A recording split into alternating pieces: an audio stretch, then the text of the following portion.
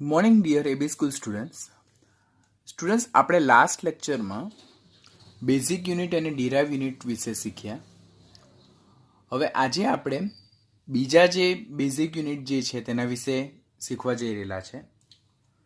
પહેલો જ topic number 1.3.2 that is the difference between mass and weight, એટલે કે દળ અને વજન એટલે શું અને એ બંને વચ્ચે શું તફાવત છે તેના વિશે જોઈ લેવાનું.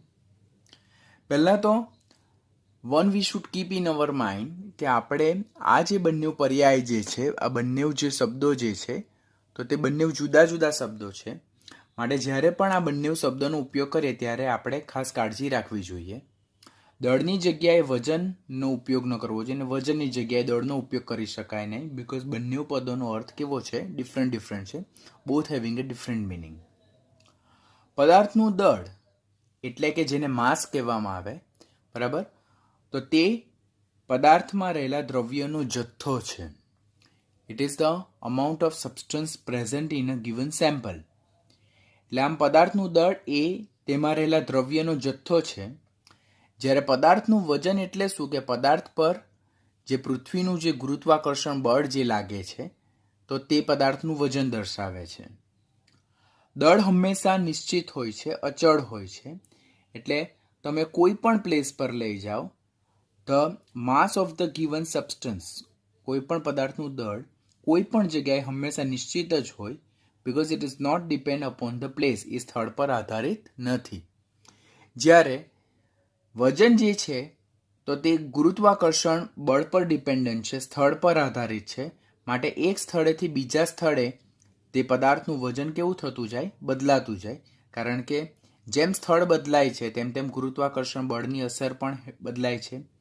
માટે પદાર્થનું વજન તો that is depend upon the place, એ સ્થળ પર આધારિત છે. And the weight of the given substance is the force with which the body is attracted towards the earth.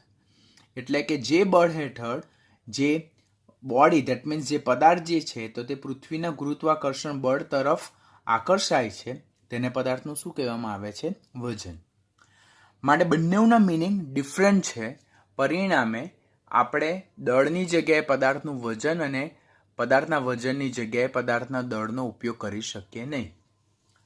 Again જો આપણે ડિફરન્સ જોઈએ તો દળ જેને માસ કહેવાય અને વજન જેને વેઇટ કહેવાય.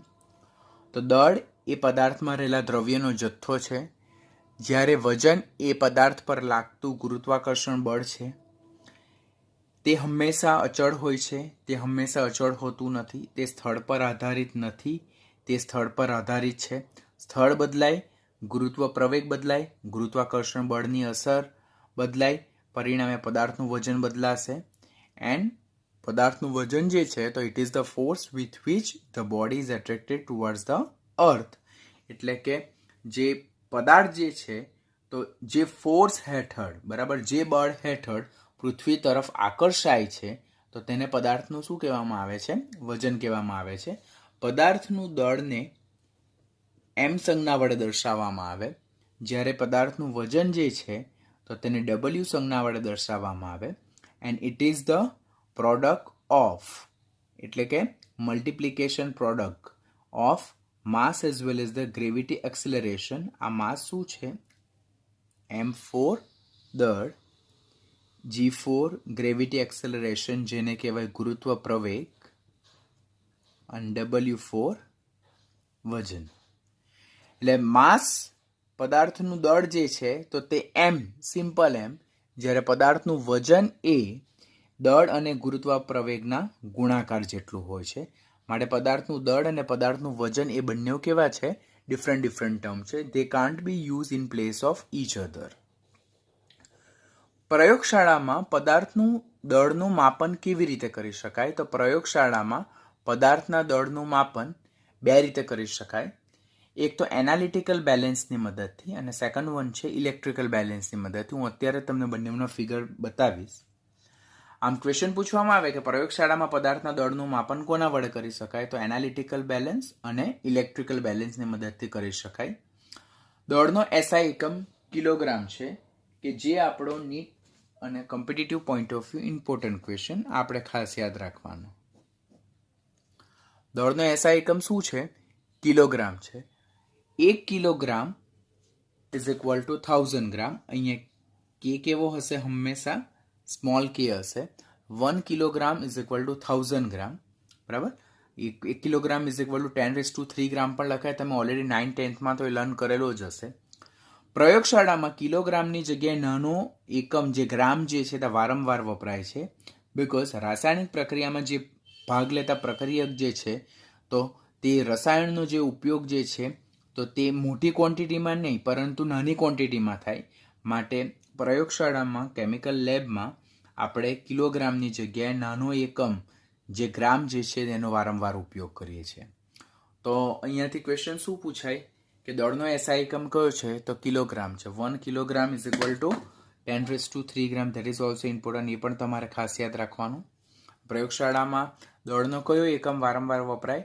તો નાનો એકમ ગ્રામ જે ભાગ જે છે એકમ જે છે તે વારંવાર વપરાય. Because quantity of the reactant use is always in small quantity. એટલે કે જે પ્રક્રિયકનો જે આપણે જથ્થો વાપરીએ તે નાની ક્વોન્ટિટીમાં વાપરીએ છીએ. માટે દળ દર્શાવવા માટે નાનો એકમ ગ્રામનો ઉપયોગ થાય છે. જસ્ટ અત્યારે આપણે લર્ન કર્યું કે પ્રયોગશાળામાં દળનું માપન બે રીતે થાય. એક એનાલિટિકલ બેલેન્સ જે વિશ્લેષિક તુલા કહેવાય અને સેકન્ડ વન ઇલેક્ટ્રિકલ બેલેન્સની મદદથી થાય. તો એનાલિટિકલ બેલેન્સ કંઈક આવું છે કે જેમ આપણે શાકભાજી લેવા જઈએ તો તેમાં જેમ તરાજવા જે હોય, ત્રાજવા જેને કહીએ આપણે, તો તેવું જ કંઈક હોય પણ એને બહુ કેરફુલી એડજસ્ટ કરવાનું હોય and that is a tedious work. પરિણામે એમાં આપણે એનાલિટિકલ બેલેન્સની જગ્યાએ હવે વધારે કોનો ઉપયોગ કરીએ છીએ? ઇલેક્ટ્રિકલ બેલેન્સનો ઉપયોગ કરે. ઇલેક્ટ્રિકલ બેલેન્સ એવું જ હોય કે જેમ આપણે કરિયાણામાં જઈએ તો ઇલેક્ટ્રિકલ બેલેન્સમાં જેમ ડિજિટમાં વેઇટ બતાવે તો તે એક કાઇન્ડનું ઇલેક્ટ્રિકલ બેલેન્સ હોય. પણ એ ઘણા બધા એક્યુરેટ હોય અને ખૂબ જ કેરફુલી કેલિબ્રેટેડ પણ કરેલા હોય કે જેથી અંદર જે દ્રવ્યની માત્રા જે છે તે નાનામાં નાની માત્રા પણ આપણે ખૂબ જ ચોકસાઈ રીતે માપી શકીએ. તો આ આકૃતિ તમને કોઈ પણ જગ્યાએ કોઈ પણ પૂછવાનું નથી, but just we should know કે what you mean by analytical balance and what you mean by electrical balance. તો ખાલી એમસીક્યુ આપણે એટલું યાદ રાખવાનું કે દ્રવ્યનું માપન એનાલિટિકલ બેલેન્સ ઓર ઇલેક્ટ્રિકલ બેલેન્સની મદદથી કરી શકાય. એ શું છે, એનું ઓપરેશન શું છે, કેવી રીતે વર્ક કરે, that is not included in our syllabus. જેમ જેમ તમે કેમિસ્ટ્રી ફિલ્ડમાં આગળ ક્યાં ફાર્મસી ફિલ્ડ, ક્યાં બીએસસી એમએસસીમાં કેમિસ્ટ્રી સાથે જો તમે બીએસસી એમએસસી કરો, પીએચડી કરો તો ત્યારે તમને આ બંને સાધનોનો ઉપયોગ આવશે. તો એ ત્યારનો પ્રશ્ન છે. અત્યારે ખાલી બંને કેવી રીતે વર્ક કરે તે કરતાં બંનેનું લુકવાઇઝ કેવા દેખાય છે અને એ એકચ્યુઅલી શું છે તે આપણે સમજી લેવાનું જરૂરી છે.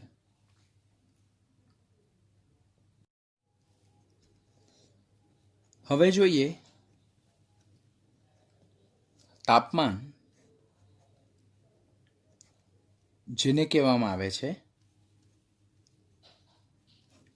ટેમ્પરેચર. તો પહેલો પોઈન્ટ જે છે તો તાપમાન દર્શાવવા માટે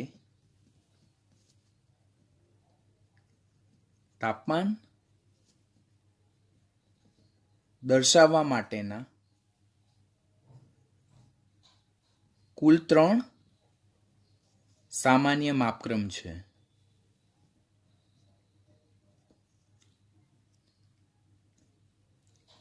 પહેલું ડિગ્રી સેલ્સિયસ,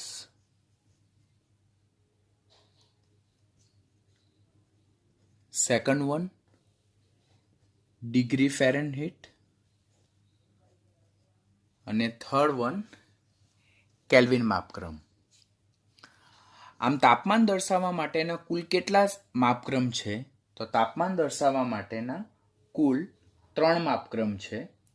પહેલું છે ડિગ્રી સેલ્સિયસ, અહીંયા ડિગ્રી સાઇન છે, ડિગ્રી સેલ્સિયસ. સેકન્ડ વન છે ડિગ્રી ફેરનહીટ અને થર્ડ વન જે છે કેલ્વિન. તેમાં જે કેલ્વિન માપક્રમ જે છે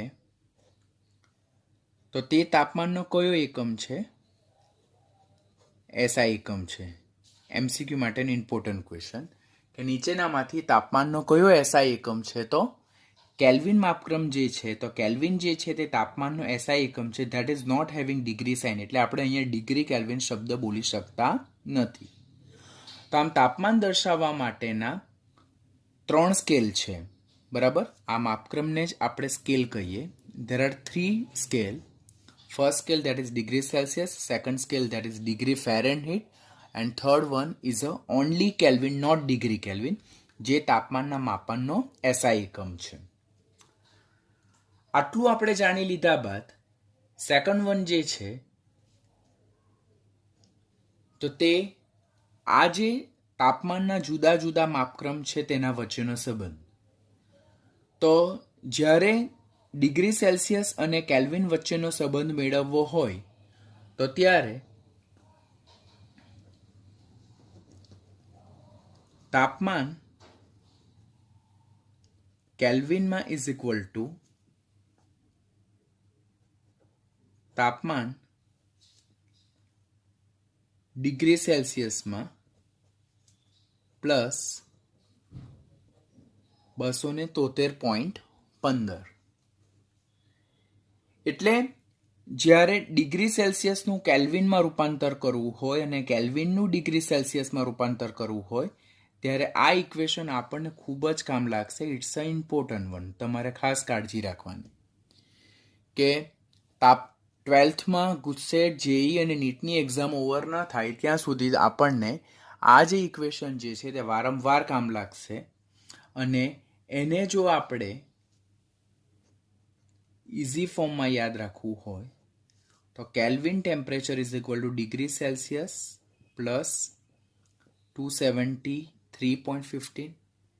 અને હજુ બી સરળતા ખાતર kelvin temperature is equal two degree Celsius temperature plus 273, જેમાં જે 15.15 છે તેને આપણે સરળતા ખાતર ઇગ્નોર કરીએ તો આ એક યુનિટ બનશે.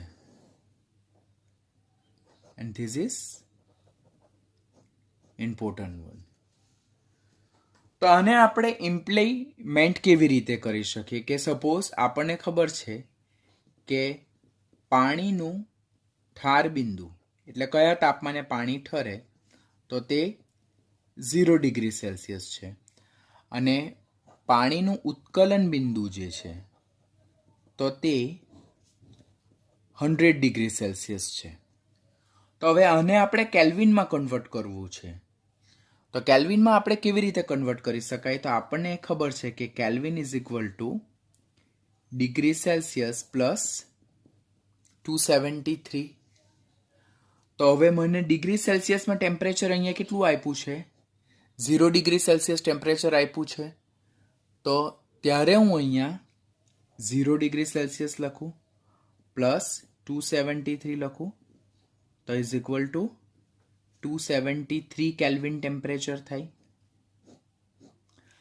આમ પાણીનું જો ઠાર બિંદુ જોઈએ આપણે તો that is 0 degree Celsius or 273.15 kelvin or 273 kelvin લખી શકાય. એવી જ રીતે પાણીનું ઉત્કલન બિંદુ 100 ડિગ્રી સેલ્સિયસ છે તો kelvin temperature is equal two degree Celsius temperature plus 273 units. હવે આપણને પાણીનું ઉત્કલન બિંદુ કેટલા ડિગ્રી સેલ્સિયસ કીધું? તો 100 ડિગ્રી સેલ્સિયસ કીધું. તો આપણે અહીંયા મૂકશું 100 પ્લસ 273 તો દેટ ઇઝ 2 પ્લસ 3 એટલે 373 કેલ્વિન ટેમ્પરેચર. આમ પાણીનું ઉત્કલન બિંદુ જો જોઈએ તો તે 100 ડિગ્રી સેલ્સિયસ છે ઓર એને આપણે 373.15 કેલ્વિન પણ રાઇટ કરી શકીએ ઓર એને જ આપણે 373 કેલ્વિન પણ રાઇટ કરી શકીએ. આમ આપણે ટેમ્પરેચરના કન્વર્ઝનમાં ખાસ તો એક યુનિટમાંથી બીજા યુનિટમાં આપણે કેવી રીતે કન્વર્ટ કરી શકીએ તે જાણવું ખાસ જરૂરી બને. ત્રીજું જે કન્વર્ઝન જે છે તો તે છે ફેરનહીટ કન્વર્ઝન અને ડિગ્રી સેલ્સિયસ કન્વર્ઝન. એક ઇક્વેશન આપણે ખાસ યાદ રાખવાનું થાય તો તે છે ધેટ ઇઝ તાપમાન ડિગ્રી ફેરનહીટમાં ઇઝ ઇક્વલ ટુ 9/5 તાપમાન ડિગ્રી સેલ્સિયસમાં +32, તાપમાન ડિગ્રી ફેરનહીટમાં ઇઝ ઇક્વલ ટુ 9/5 તાપમાન degree સેલ્સિયસમાં +32. One equation which is very most important for your NEET and JEE exam. NEET અને JEE માટે આ ઇક્વેશન ખાસ યાદ રાખવાનું. Not only NEET and JEE, 12thમાં પણ જ્યારે તાપમાનને લગતા ન્યુમેરિકલ્સ જે હોય તેમાં આ વસ્તુ આપણને કામ લાગે.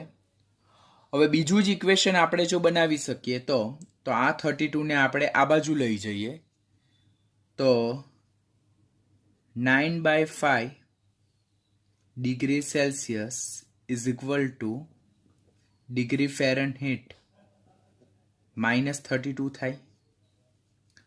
માટે degree Celsius is equal two 5 ઉપર જશે, 9 નીચે આવશે, ડિગ્રી ફેરનહીટ -32. તો આ પણ એક આપણને ક્રોસ ઇક્વેશન પૂછી શકાય. This is also important one. માટે જ્યારે ડિગ્રી સેલ્સિયસનું ડિગ્રી ફેરનહીટમાં રૂપાંતર કરવું હોય ઓર ડિગ્રી ફેરનહીટનું ડિગ્રી સેલ્સિયસમાં રૂપાંતર કરવું હોય તો ત્યારે આપણે આ ઇક્વેશન જાણવા જરૂરી બને.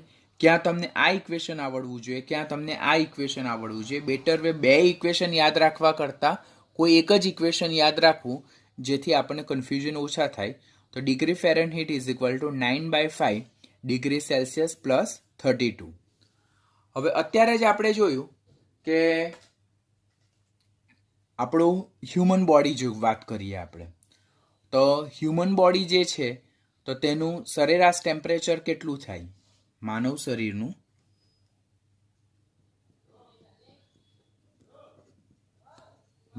શરીરનું સામાન્ય તાપમાન જે છે તો તે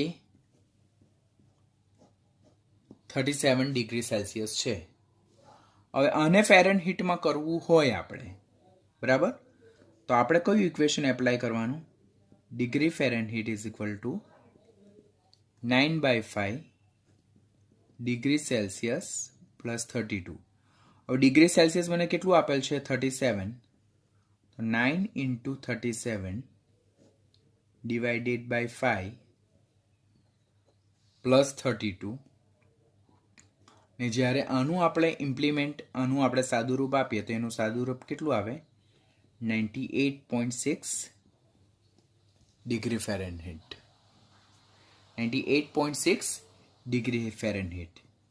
એટલે બીજો ક્વેશ્ચન આપણે જો જોઈએ, આપણે બાયોલોજીના સ્ટુડન્ટ જે હોય તો તેમને ખાસ ખ્યાલ હોવું જોઈએ કે આપણે તાવ ક્યારે આવેલો હોય તો 98.6 ડિગ્રી ફેરનહીટ કરતાં જ્યારે તાપમાન વધી જાય શરીરનું તો ત્યારે એ ફીવર કન્ડિશન કહેવાય. જનરલી 100+ થાય તો ધેટ ઇઝ સિવિયર કેસ, તો એમાં આપણે ખાસ કાળજી રાખવાની થાય. તો મનુષ્યના શરીરનું સામાન્ય તાપમાન કેટલું છે? 37 ડિગ્રી સેલ્સિયસ. એને ડિગ્રી ફેરનહીટમાં કરવું હોય તો આપણે આ ઇક્વેશનને ઇમ્પ્લિમેન્ટ કરીને જે ડિગ્રી સેલ્સિયસ ટેમ્પરેચર આપેલું હોય તેને આપણે આ ઇક્વેશનમાં મૂકી દેવાનું અને આ રીતે સાદુરૂપ આપીને આપણે આન્સર મેળવી શકીએ છીએ. આમ કેલ્વિનનું ડિગ્રી સેલ્સિયસમાં, ડિગ્રી સેલ્સિયસનું કેલ્વિનમાં, ત્યાર પછી ફેરનહીટનું ડિગ્રી સેલ્સિયસમાં, ડિગ્રી સેલ્સિયસનું ફેરનહીટમાં કેવી રીતે કન્વર્ઝન કરી શકાય તે આપણે અહીં ઇક્વેશનની મદદથી જોયું. હવે કોઈના માઇન્ડમાં એવું ક્વેશ્ચન થાય કે સર કેલ્વિન અને ફેરનહીટ વચ્ચેનો સંબંધ ધરાવતું કોઈ સૂત્ર? એવું કોઈ સૂત્ર નથી, પણ આપણે શું કાળજી રાખવાનું કે સપોઝ આપણે ડિગ્રી સેલ્સિયસ આપ્યું છે અહીંયા, બરાબર, તો ડિગ્રી સેલ્સિયસનું કેલ્વિનમાં કરવું હોય તો ડિગ્રી સેલ્સિયસનું કેલ્વિનને રિલેટેડ સૂત્ર છે. પરંતુ જો આપણને ફેરનહીટમાં આપેલું હોય ને કેલ્વિનમાં શોધવાનું હોય તો ફેરનહીટનો આપણે ઉપયોગ કરીને ડિગ્રી સેલ્સિયસ શોધી કાઢવાનું અને એ ડિગ્રી સેલ્સિયસ જે મળે તો તેને આપણે આ ઇક્વેશનમાં એપ્લાય કરી દેવાનું. તો એનાથી આપણને શું મળી જાય? કેલ્વિન મળી જાય. એટલે એક યુનિટમાંથી બીજા યુનિટમાં આપણે કેવી રીતે કન્વર્ટ થઈ શકીએ તો તે આપણને ક્યારે આવડી શકે? જ્યારે આપણને આ બે ઇક્વેશનનો ખ્યાલ હોય તો જ આપણે એ શોધી શકીએ. તો આ જે બે ઇક્વેશન જે છે તે આપણે ખાસ યાદ રાખવાના થાય. કારણ કે કન્વર્ઝનને લગતા એવા ઘણા બધા પ્રશ્નો જે છે જેમાં આપણે ગૂંચવાઈ જઈએ, તો આપણે જો ઇક્વેશન યાદ હોય તો આપણે ડેફિનેટલી સાચો આન્સર કરી શકીએ. આપણી ટેક્સ્ટબુકમાં પેજ નંબર 7 પર આ જુદા જુદા થર્મોમીટર દર્શાવેલા છે કે અમુક થર્મોમીટર જે કેલ્વિન માપક્રમ પર કાર્ય કરે છે, અમુક થર્મોમીટર ડિગ્રી સેલ્સિયસ માપક્રમ પર કાર્ય કરે છે અને અમુક થર્મોમીટર એ ફેરનહીટ માપક્રમ પર કાર્ય કરે છે. બધા જ જે ટેમ્પરેચર જે છે ત્રણ જે થર્મોમીટર છે તો તેમાં લોએસ્ટ વેલ્યુ એ પાણીના ઠાર બિંદુ જેટલું વેલ્યુ છે અને હાઈએસ્ટ વેલ્યુ જે છે તો પાણીના ઉત્કલન બિંદુ જેટલું છે. નો ડાઉટ કેલ્વિન એ તાપમાનનો એસઆઈ એકમ છે, પરંતુ રોજિંદા જીવનમાં એનો ઉપયોગ ઓછો થાય, વધારે ઉપયોગ કોનો થાય? ડિગ્રી સેલ્સિયસ માપક્રમનો ઉપયોગ થાય. હવે અહીંયા જે બધા વેલ્યુ આપેલા છે તો તે વેલ્યુ તમારે ખાસ યાદ રાખવાના થાય. પાણીનું ઠાર બિંદુ 0 ડિગ્રી સેલ્સિયસ, ઓરડાનું સામાન્ય તાપમાન જેને રૂમ ટેમ્પરેચર કહેવાય ધેટ ઇઝ 25 ડિગ્રી સેલ્સિયસ, મનુષ્યના શરીરનું સામાન્ય તાપમાન ધેટ ઇઝ 37 ડિગ્રી સેલ્સિયસ અને પાણીનું ઉત્કલન બિંદુ તે કેટલું છે? 100 ડિગ્રી સેલ્સિયસ. આપણે અત્યારે જ બે ઇક્વેશન જોયા કે kelvin is equal two degree Celsius plus 273.15 એ ઉપયોગ કરીને આ ડિગ્રી સેલ્સિયસનું રૂપાંતર શેમાં કરેલું છે? કેલ્વિનમાં કરેલું છે. આપણે અત્યારે જ જોયું કે degree Fahrenheit is equal to 9/5 degree Celsius plus 32 એ ઉપયોગ કરીને આ 0 ડિગ્રી સેલ્સિયસને શેમાં કન્વર્ટ કરેલા છે? ડિગ્રી ફેરનહીટમાં કન્વર્ટ કરેલા છે. દેટ મીન્સ અહીંયા આપણે 1, 2, 3, 4, 5, 6, 7, 8, 9, 10, 11 અને 12 MCQ રેડી થઈ જાય કે ક્વેશ્ચન પૂછવામાં આવે કે પાણીનું ઠાર બિંદુ ખાલી જગ્યા ફેરનહીટ છે તો ધેટ ઇઝ 32 ડિગ્રી ફેરનહીટ. હવે એ મારે યાદ નથી રાખવાનું. What I need to remember, પાણીનું ઠાર બિંદુ 0 ડિગ્રી સેલ્સિયસ, ઓરડાનું તાપમાન 25 ડિગ્રી સેલ્સિયસ, મનુષ્ય શરીરનું જે કોમન ટેમ્પરેચર જે છે સામાન્ય તાપમાન તે 37 ડિગ્રી સેલ્સિયસ, પાણીનું ઉત્કલન બિંદુ 100 ડિગ્રી સેલ્સિયસ. મારે આટલી વેલ્યુ જ યાદ રાખવાની છે. સાથે એડિશનલી મારે સેલ્સિયસનું કેલ્વિનમાં રૂપાંતર અને સેલ્સિયસનું ફેરનહીટમાં રૂપાંતર માટેના જે કોરિલેશનવાળા જે ઇક્વેશન છે તે બે યાદ રાખવાના અને એમાં વેલ્યુ ઇનપુટ કરીને મારે આ રીતેનું વેલ્યુને શોધવાની થાય. તો તમારે એ બે કેલ્વિન અને ડિગ્રી સેલ્સિયસ વચ્ચે સંબંધ દર્શાવતું સૂત્ર અને ડિગ્રી સેલ્સિયસ અને ડિગ્રી ફેરનહીટ વચ્ચે સંબંધ દર્શાવતું સૂત્ર, એ બંને સૂત્ર યાદ રાખવાનું. સાથે 1, 2, 3 અને 4 વેલ્યુ યાદ રાખવાની અને એના બેઝ પરથી કન્વર્ઝન તમને આવડવા જોઈએ. બીજી વસ્તુ યાદ રાખીએ તો અહીંયા જે 0 ડિગ્રી સેલ્સિયસ છે ને ત્યાંથી 100 ડિગ્રી સેલ્સિયસ જોઈએ તો કુલ કેટલા પાર્ટ છે? તો 100 ઇક્વલ પાર્ટ છે. કેટલા પાર્ટ છે? 100 ઇક્વલ પાર્ટ. એટલે ડિગ્રી સેલ્સિયસ વાળા જે થર્મોમીટર છે તેમાં કુલ 100 પાર્ટ્સ છે. પછી કેલ્વિન માપક્રમવાળા જે છે તેમાં પણ કુલ કેટલા છે? 100 પાર્ટ છે. 273.15 થી 373.15 સુધીના કુલ કેટલા પાર્ટ છે? 100 ઇક્વલ પાર્ટ છે.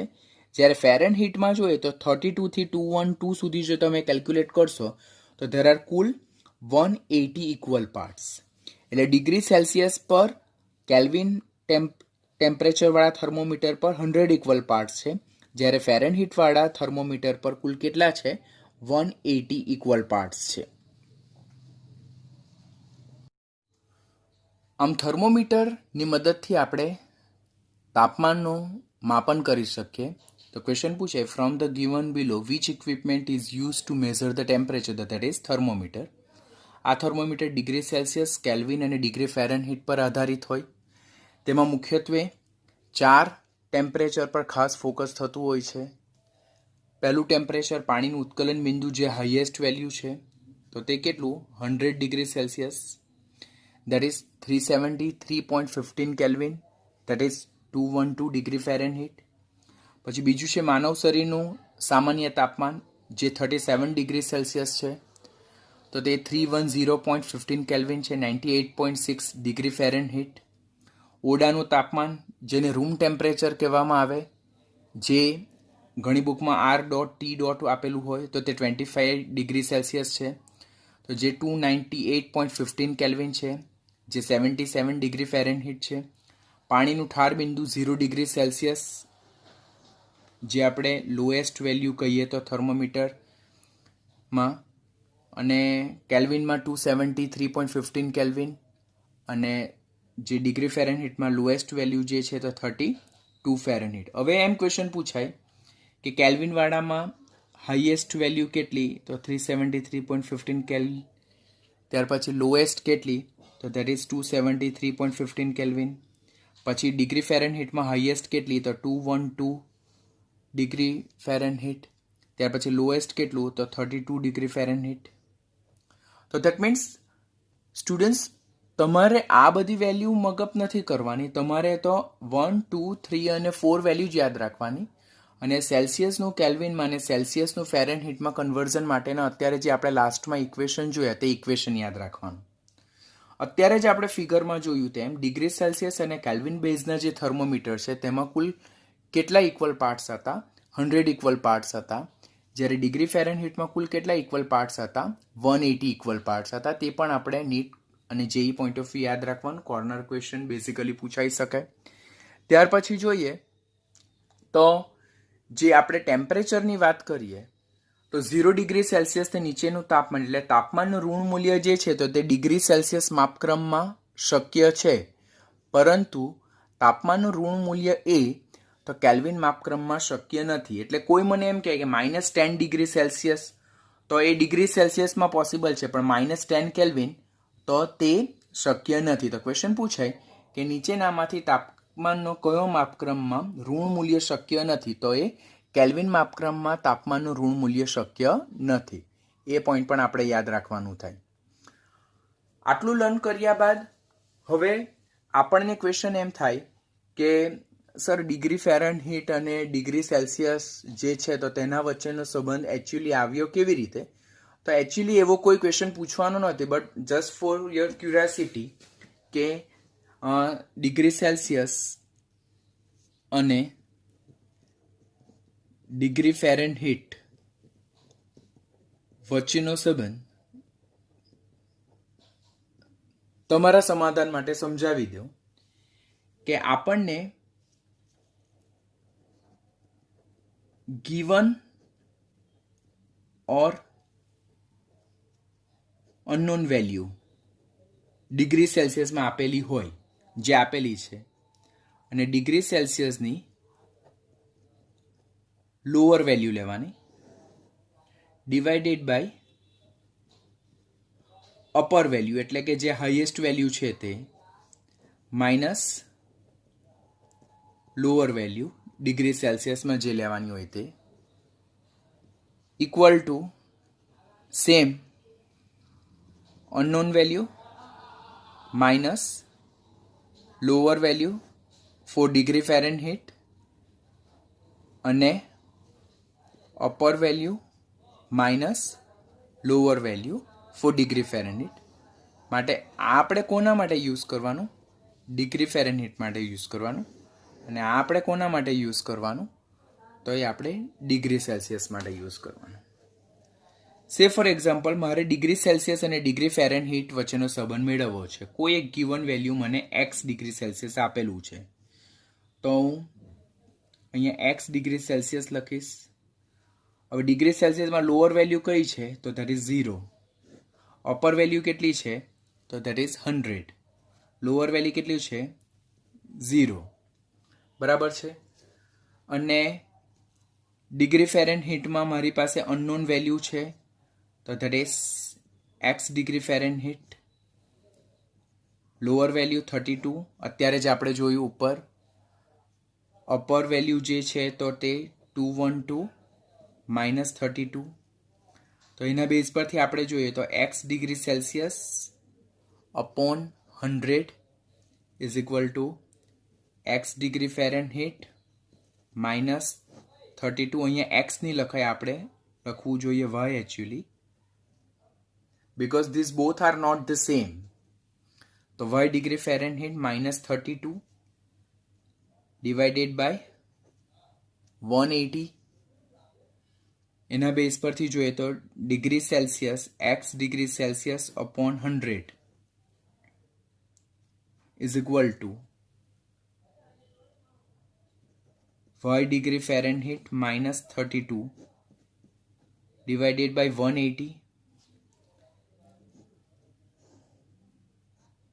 એના બેઝ પરથી આપણે જોઈએ તો x degree Celsius upon 5 is equal two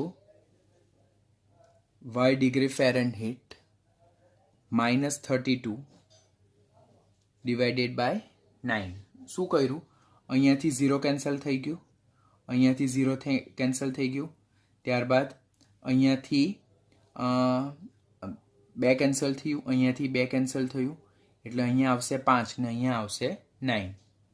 માટે એના બેઝ પરથી જો જોઈએ તો y degree Fahrenheit -32 is equal to 9/5 degree Celsius. માટે y degree Fahrenheit is equal to 9/5 degree Celsius plus 32, જેને આપણે સિમ્પલી શું લખીએ કે degree Fahrenheit is equal to 9/5 degree Celsius plus 32. હવે આ જે ઇક્વેશન જે છે, આ ઇક્વેશન તે જ ઇક્વેશનને આપણે આ રીતે પણ યાદ રાખવાનું થશે, ખાસ ઇમ્પોર્ટન્ટ, કે degree Fahrenheit is equal two 1/8 degree Celsius plus 32. તો that is also important one, કારણ કે 9/5 that is what 1.8. તો ફ્લો ચાર્ટમાં આપણે અહીંયાથી અહીંયા આવ્યા છે, પછી આ ઇક્વેશન પરથી આપણે અહીંયા ગયા છે, આ ઇક્વેશન પરથી આપણે નીચે આવ્યા છે ને અહીંયાથી આપણે અહીંયા, એટલે તમારે આ ઇક્વેશન યાદ રાખવાનું અને આ ઇક્વેશન યાદ રાખવાનું. This both are important for your competitive exam. એક ક્વેશ્ચન કે જે તાપમાનમાં આપણને કન્ફ્યુઝ કરે તેઓ કે નીચેનામાંથી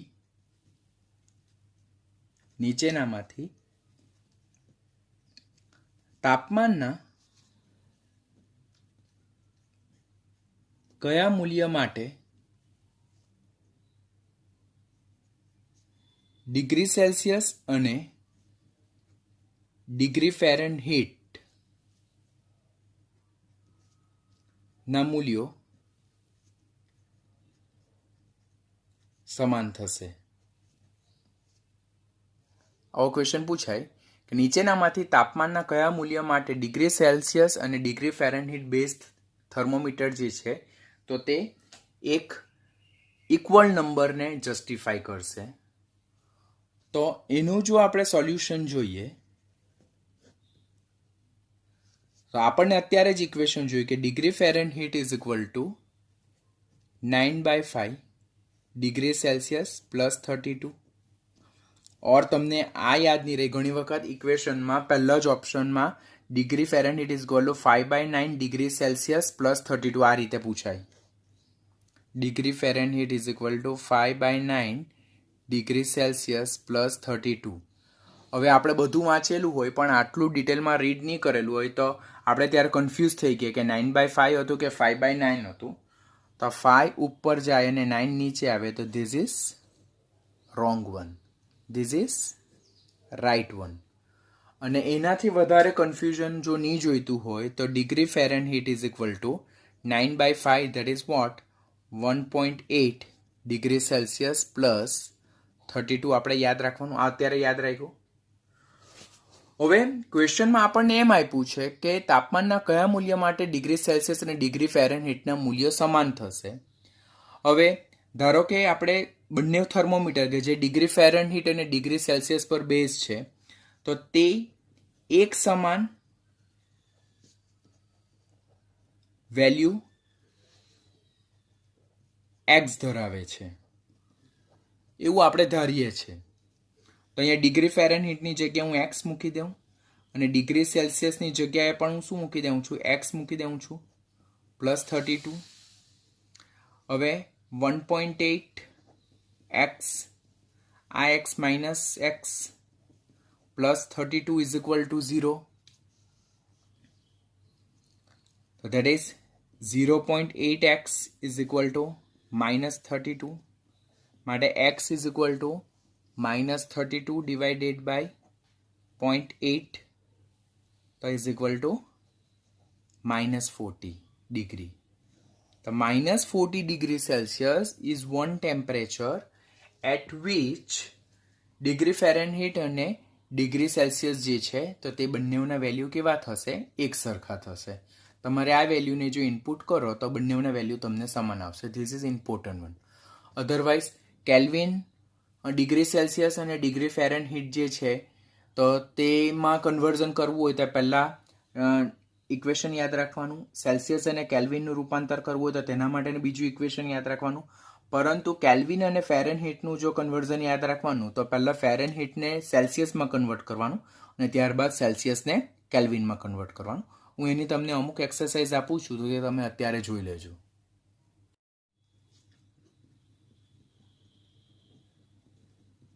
એક્સરસાઇઝના 2 ક્વેશ્ચન આપું છું, 2 થી 3 ક્વેશ્ચન આપું છું. પહેલું 20 degree Celsius is equal two dash degree Fahrenheit. Second one, 68 degree Fahrenheit is equal to dash degree Celsius is equal to dash Kelvin. 68 degree Fahrenheit is equal to dash degree Celsius and 68 degree Fahrenheit is equal to dash Kelvin. આટલું આપણને કરશું એટલે આપણું Celsius, Fahrenheit અને કેલ્વિનના માપક્રમને લગતો topic આપણો clear થઈ જશે.